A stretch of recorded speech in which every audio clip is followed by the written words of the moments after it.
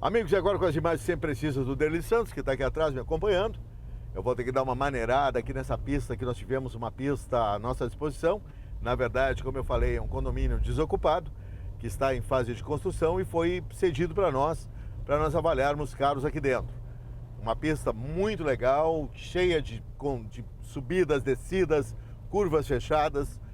Mas é lógico que esse carro ultrapassa o Renault RS, ele pode estar tranquilamente na pista do autódromo, andando a uma média aí de 150 a 160 km/h, média de volta. Não levei a Tarumã, mas talvez leve este carro para o autódromo, para a gente se sentir ainda mais à vontade com ele. Mas ele não é um carro para pilotos profissionais, é um carro que está aí para ser usado por usuário normal. Evidentemente, carros agressivos, eles merecem muito mais atenção de quem os pilota, porque as reações desse Renault RS com 150 kps, motor 2.0, foi tunado pela Renault Sport na França, pelo departamento de engenharia da Renault lá na França, que também participou desse projeto.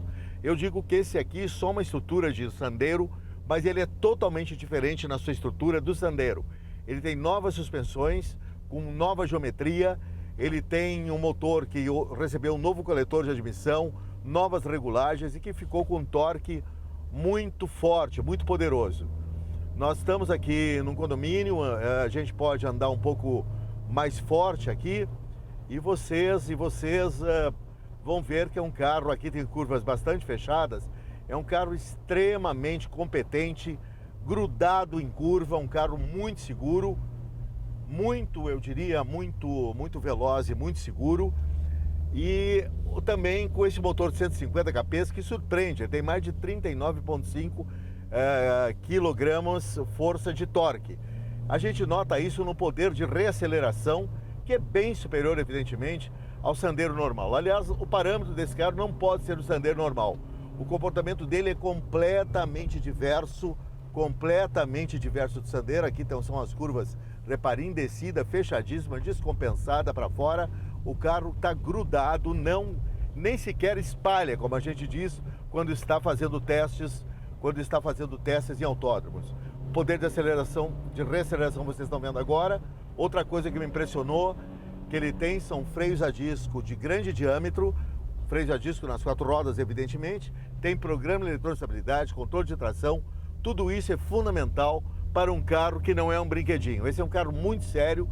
Aliás, estão lançando aqui no Brasil os chamados Rocket Pocket, ou Pocket Rocket, os foguetes de bolso, que fizeram sucesso lá na Europa, começaram a entrar no mercado europeu lá pelos anos 80, 90, que eram carros de linha, como Clio, como o próprio Fiat Cinquecento, mas preparados para serem carros quase de competição. Aliás, o Cinquecento Abarth é vendido no Brasil, eu o testei em autódromo em Goiânia, depois andei com ele em estrada e rodovia aqui no Rio Grande do Sul. É um carro impressionante na sua performance. Portanto, estão lançando carros aí que não são aqueles carros lá da década de 70, 80, que eram carros aqui no Brasil que tinham o nome de GT e não eram de coisa nenhuma. Eram carros absolutamente normais, familiares, que levavam algum adereço, como aerofólio, às vezes de mau gosto, e que não tinham nada de esportividade. Esse Renault aqui, ele ao contrário, ele é cheio de esportividade, esse RS. É um carro que dá prazer àqueles que entendem o automóvel como algo mais do que um instrumento de locomoção, de mobilidade do ponto A ao ponto B.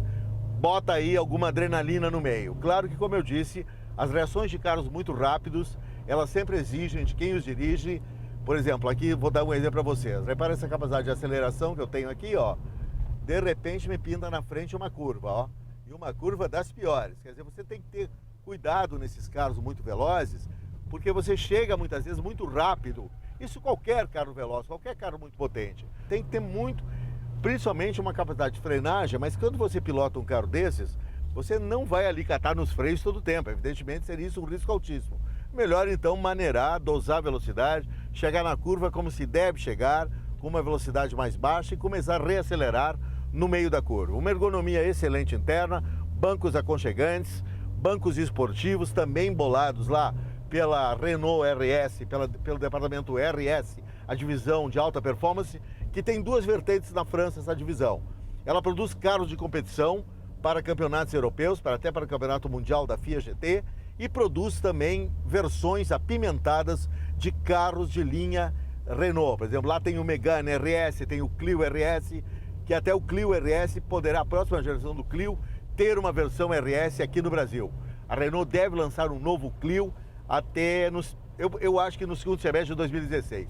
Quanto a esse RS, realmente é pura esportividade, pura emoção, que requer, como eu disse, e nós estamos falando em trânsito urbano, com todas as suas limitações, claro que vai exigir também uma dose maior de contenção emocional e principalmente se você tiver o bom senso de querer manter a sua carteira de habilitação com você, não é mesmo? Agora, quer um carro que emociona nas suas reações? Sem dúvida nenhuma. Imediatamente vamos passar ao teste de outro veloz e brabinho, que é o Up TSI.